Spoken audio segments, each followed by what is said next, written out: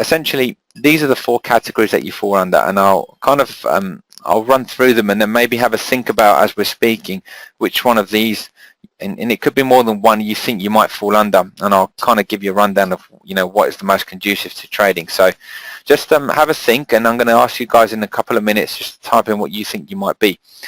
So the first one is a detailer. So you are naturally very organized, analytical, a non-risk taker. Okay, security is important. Then you've got the bottom liner. Okay, if you're a trader, you probably, some of you will at least fall a little bit into this. Wants the bottom line essentially to make money, to get results, fast-paced, risk taker, business-minded. A feeler is very emotional, soft-spoken, slow-paced, wants to be everyone's friend.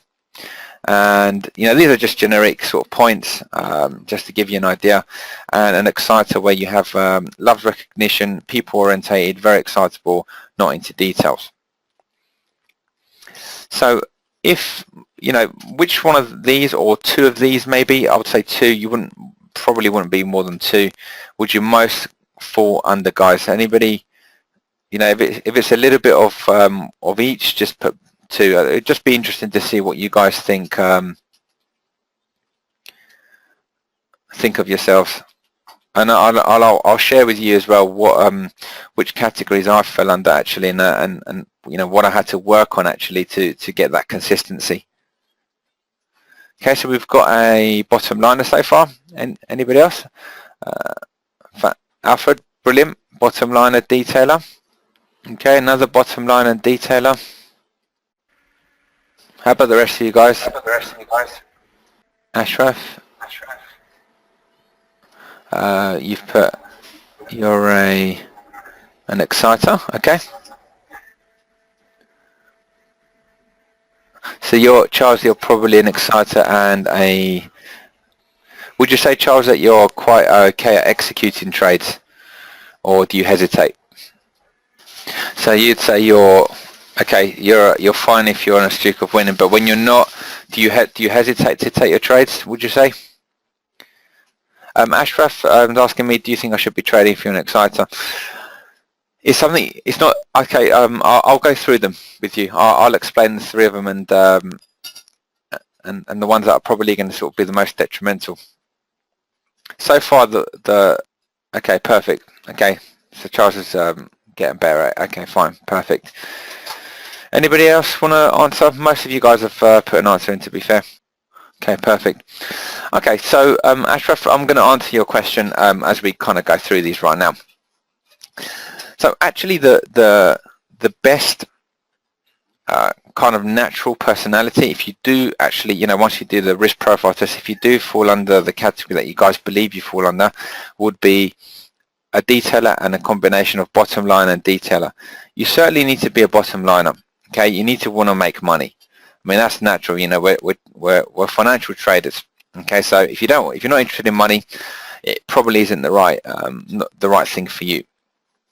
And the detailing side is, being organized and actually, the whole journaling and analytical. So this, not so much the non-risk taking, but then, you kind of have that in the bottom line, and that's why a combination of the 2, often it gives you the best sort of makeup of a trader. An exciter is dangerous, okay, because if you're only an exciter, then you naturally probably like getting emotional. You like the high of trading. You just and it can be a bit of a roller coaster ride. So I would just be a little bit careful with that. Now, it's something that you need to work on. Now, just to give you a little bit of kind of confidence, when I sort of first started, I fell under the bottom line and exciter categories. Okay, and the detailer as well. It's kind of a combination of 3, but I did have this element to me, and it's part of it's part of my sort of makeup. So what I try to do is use this in the right areas, but actually find a way to be very systematic when it came to trading. So I moved a lot of my characteristics over to this side. That's why I added the detailed trade journal and the strict regime that I fall under every day. I have a very, very strict routine that I follow. and it's something that I created accountability to make sure that I do follow that. Yeah, so that's why we have, like I mentioned before, your peer group. So no matter what category of these three you fall under, there's always a way that you can work on it. Now, if I'm honest, the worst one, if you said to me you're a feeler, I would say this is probably the hardest category to actually help you to become a financial trader, because you've got all the traits that are really, really bad for trading. So getting emotional clearly isn't going to help you. If you're sort of timid, don't think fast on your feet. Again, it's not something that is going to be great. Now, if you did fall under this category, what I would work on you with is looking at longer term trades. Okay, so therefore you're not looking at the markets, you're using much smaller size, much bigger stops, much bigger targets, and we would work on finding a system for you that would suit your personality. But luckily nobody here so far has said to me they fall in this category. Hopefully that is accurate, but like I said, for you guys that said detailer, bottom liner, that's perfect. Okay, and I can see already, I know just the way you've been speaking, a couple of you definitely that said you fall in these categories. I'll probably say you're probably right. Any questions, guys, before we move into the next bit? I'm just going to move on, but if we do have any questions, I'll keep looking over. So, why is trading psychology so important? People kind of give you different numbers, but here's how our view is. We believe that trading success is made up of 10% strategy, 30% money management, and 60% trading psychology. Okay, because no matter how good your strategy is, if you haven't got the right mindset, you're not going to be able to implement it correctly. You could definitely change these percentages. You could argue money management is just as important, if not more important, than psychology. But certainly, this area here is certainly the majority here. So I just want to read a couple of quotes here that we've got that again is kind of illustrates the point. So Sun Tzu said, "One may know how to conquer without being able to do it." So we could teach you how to trade, we could teach you things that work, but are you going to be able to implement that day in, day out when when things are going wrong? Like Charles said before, when you've got a few losing trades, it's something happened to psychology there. Okay, that's the test.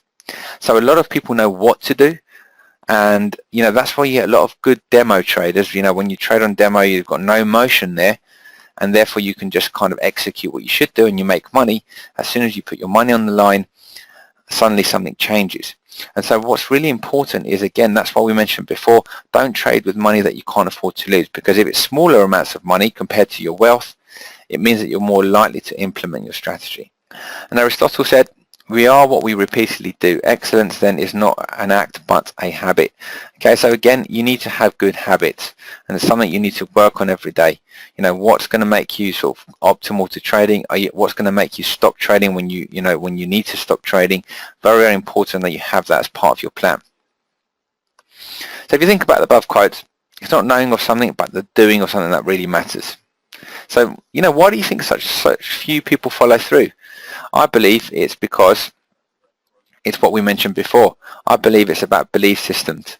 If you don't believe in your system yet, you haven't done it for long enough, you're ultimately not going to continue to follow through with your plan. Brilliant. So James has just put, I'd like to be more of a detailer. I keep a journal but don't look often back at it. Yep. It's something that James, I'd recommend maybe just put it in, I don't know what, if you use calendars or anything, for appointments, I would just put maybe like an appointment with yourself on a point when you've got time, maybe on a Saturday, 12 o'clock, so that it just reminds you that, you just put like something like important review trade journal, and just literally just schedule half an hour in on your weekend maybe, or whenever you have time, and that way it's kind of something that just always pops up every week. Just put it to repeat. I use just a Gmail calendar, but you can use Outlook or whatever, and that could be a good way to actually do it. But I agree with you, it's something that's important. It just kind of gives you a bit of perspective of how you've been trading as well.